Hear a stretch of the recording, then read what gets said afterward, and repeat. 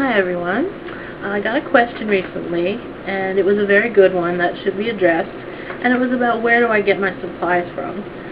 That's a tricky question because a lot of people who you ask want to keep that information closely guarded because it's a competition, it's a business, and it's tough out there. So I want to help you with the information that no one would help me with. I asked around, I emailed people, I did ask questions, I explained, I'm not trying to be their competition, but whether you're making jewelry for yourself or for a business, you want to get the best prices that you can. So, and because I buy from a lot of different sources for different reasons, and there might be some legal thing involved about giving you names of places, I can't give you all the names, but I do want to give you some assistance and point you in the right direction. It only makes sense. I mean, we're all in it together, so why not help each other out? And then I'm going to show you some stuff that I got because I'm really excited. So, as I do this for a business, and I'm trying to put myself through college, craft stores are the first place you might think of, and it's kind of hit or miss.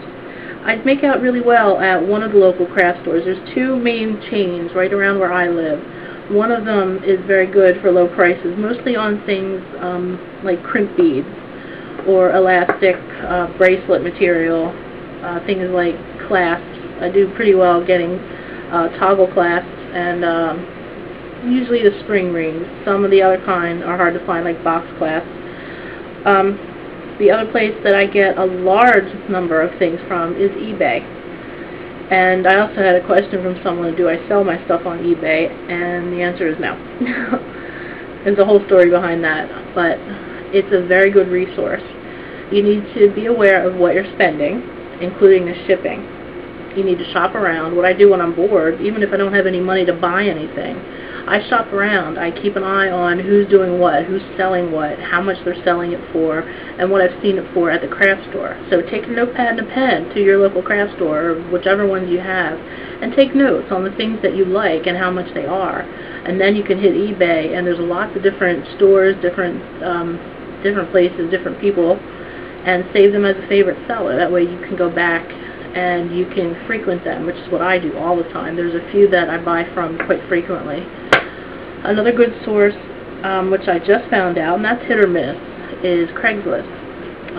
I just got a bunch of stuff from someone who just happened to be selling it, and it was an immense bargain. Immense bargain. This is the jeweler's jackpot that I hit, and I'll show you that stuff in a minute.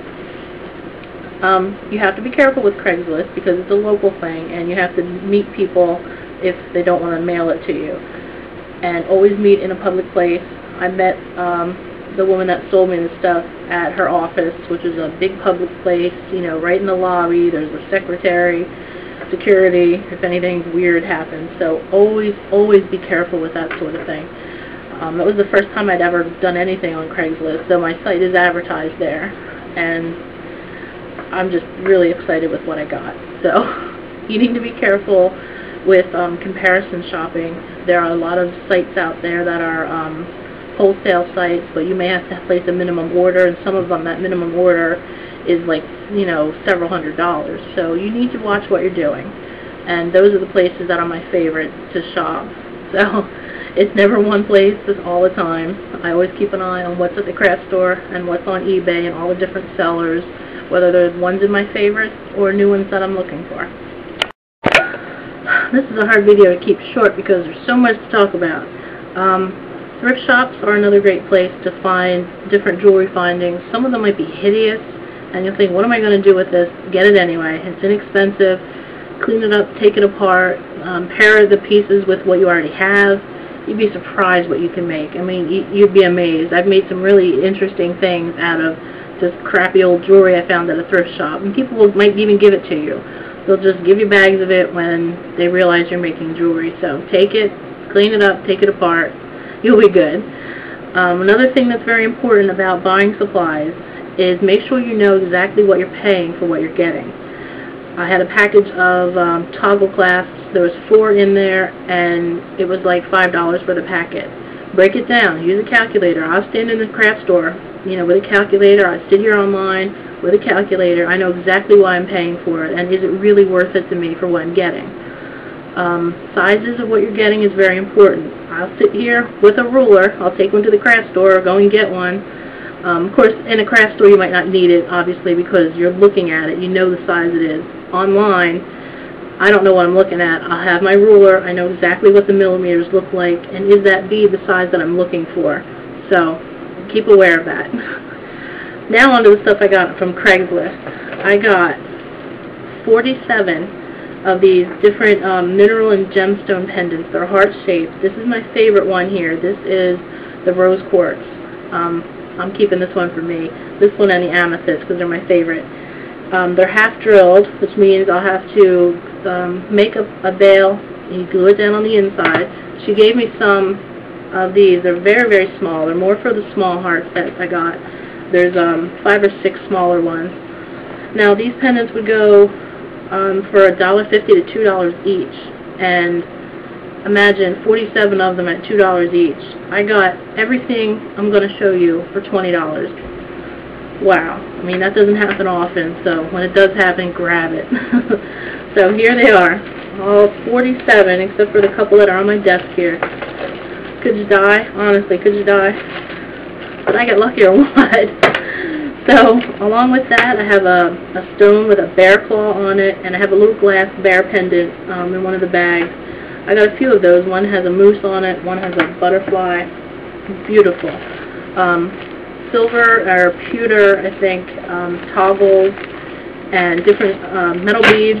Here's some more metal beads. There are butterflies. Love those.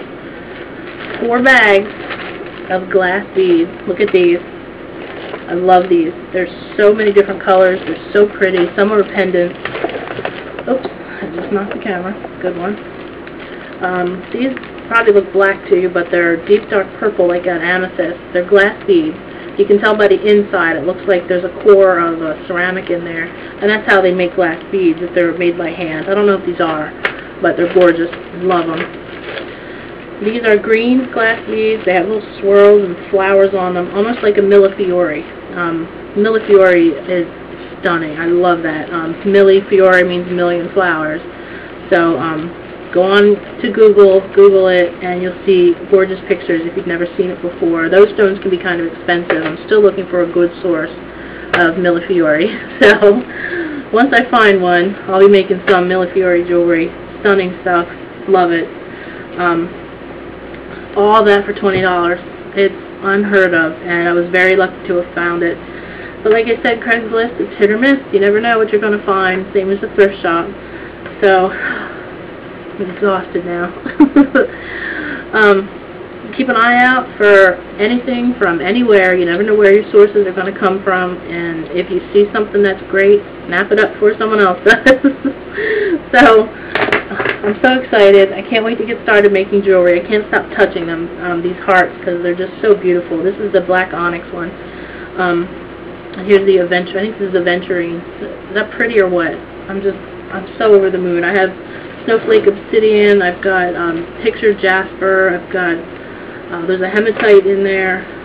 Amazing, amazing stuff. I can't wait to start showing you what I'm going to do with those. So until we get to that. Keep checking back, keep crafting, and I'll talk to you soon.